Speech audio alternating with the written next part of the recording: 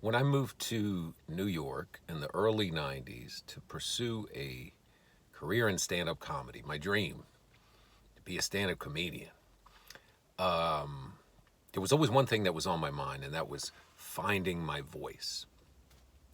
How do I find my voice? So at the time, I lived across from the Port Authority on top of Kaufman Surplus in this walk up apartment that I was sharing with this guy who was a fashion stylist, my roommate. And he looked kind of like a John Malkovich, Michael Stipe type, and he had this kind of gap in his teeth that would make him lisp. He had this crazy lisp, and not only that, but spit would shoot out when he would talk all the time. It was just, like a torrential downpour of spit when he would talk. And the guy always had little gigs for me to do because I was always a little short on the rent or this or that. And the way, at the time, I had no money. I used to always eat Slim Jims. I had Slim Jims and ramen, but mostly Slim Jims. So he would call me Slim Jim, and he would pitch me these gigs. He'd be like, Slim Jim, can I steal you for a second? And that's how these gigs would come about. So one day he's like, Slim Jim, can I talk to you? Can I steal you for a second? I got a gig for you. I'm like, okay, well, what's the gig? I just need you to go down. It's a very simple gig. Just go down the village. I just want you to grab this dog, just put it in a cab, and just bring it up to this fashion shoot that I'm styling at the Plaza Hotel. You think you could do that? Could you do that for me? Could I just steal you for a second? $75. I'm like, sure, no problem. I just go get a dog, put it in a cab, take the cab to the Plaza, drop it off. Yeah, that's basically it. Fine. These gigs always turn out to be a little bizarre, though. So, they sounded simple, but there was like another element. So I go to this guy's apartment in the West Village, right? Dude answers the door, no shirt on, big ass Marilyn Monroe tattoo on his chest, which was shaved, kind of like a gay yakuza.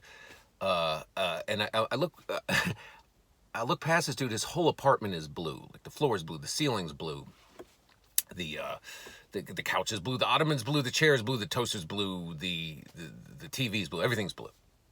He brings the dog out. The dog is a giant poodle, probably 9,500 pounds. I've never seen such a big poodle. And the dog is also dyed blue, and he's wearing little blue boots, and the dog immediately starts humping my leg. And it's awkward, because the guy's giving me instructions with the dog, like, don't let him get wet or the blue will run and all this stuff, the dye will run. Meanwhile, this dog's just having a field day on my leg, and I'm like, what's up? And he goes, I don't understand. I've never seen him do that before. So I make a joke. I'm like, maybe it's that, liver snap aftershave that I've been using. And the guy gets real serious, and he goes, actually, he's a vegan. He is a vegan, and he breaks out this bag that's bedazzled with rhinestones, and it says scrumptious on it. It's like a little purse, kind of. And he goes, if he starts getting hungry in any way, or he starts acting up, just go scrumptious, scrumptious. Shake the bag, open the bag up, and in it there are these little green bricks. You can give him one of these bricks, right? So, okay. So I got the dog, and we're walking outside. I got the scrumptious bag. I'm trying to find a cab, and the dog can barely walk in these boots. It's really kind of awkward. I feel bad for the dog. It's like, it looks like, one of the big girls that had too many drinks and decides they're going to go ice skating for the first time, and they're all wobbly. We get into a cab. And the dog's humping my leg. Okay. When we get into the cab, now he's level with me because he's a big dog, and he starts humping my shoulder, my face, nonstop. And, I don't want a money shot on my chin. And the cab driver, every time we stop at a red light, the cab driver makes some kind of joke. He's like, hey, get a room, you two. Or he keeps going to the dog. No means no. And I'm like, how am I going to get this? And I'm doing the bag. Scrumptious. The dog doesn't give a shit about the bag. So I remember I have a Slim Jim in my pocket. So I reach in the pocket of my jacket, and I kind of use it as a distraction. The dog just snatches it out of my hand. It's still in the case, and swallows the thing whole. And I'm thinking, that's probably not good. But whatever. We get to the Plaza Hotel. We're waiting out front, and I got the dog. He's walking kind of wobbly in these stupid shoes, and there happens to be a PETA demonstration that day. The people for the ethical treatment of animals are having there's some big thing with fur and red paint and all that, fur coats and all that shit, and they're going off. And one of the ladies in the demonstration turns around, sees me standing there with this blue dog, and comes over, starts berating me. She's like, look at him in those boots. That's so cruel. Why would you do? And I'm trying to explain, like, lady, it's not my, he's not my dog. I'm transporting him for a fashion shoot. I assume those will be coming off afterwards or whatever. And then she's like, how would you like it if somebody dyed your hair blue? And I'm like, lady, his fur's blue, your hair's blue. What the fuck's the difference? While I'm arguing with her, the dog sees something across the street and yanks the chain right out of my hand and just goes, right? And, previously he'd been walking, he kind of Kaiser Soza'd me because he was walking with like a cripple, and then all of a sudden now he's fucking Usain Bolt running across the street, and I'm chasing him, through traffic with a little bag, scrumptious, scrumptious, which he's completely ignoring. He goes across the street. There's a woman in a mini skirt. He runs up to her and just jams his face up the mini skirt into her bush, right? And goes, I can hear it through the traffic. I can hear and the woman, her eye kind of twitches, and I run over and I start apologizing, and she goes, don't worry. So she's like, it's been a long time since somebody's done that. It's just very New York answer, right? I try to grab dog takes off again. I'm chasing through the park, scrumptious with the bag, completely ignoring me.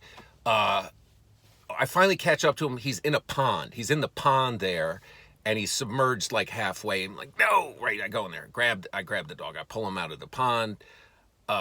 I look down. The whole lower half of the blue is gone. It's all gray. So he's blue up top. He's gray on the bottom. He's like 50. It's like a Civil War battlefield, or like old Smurf bush or something.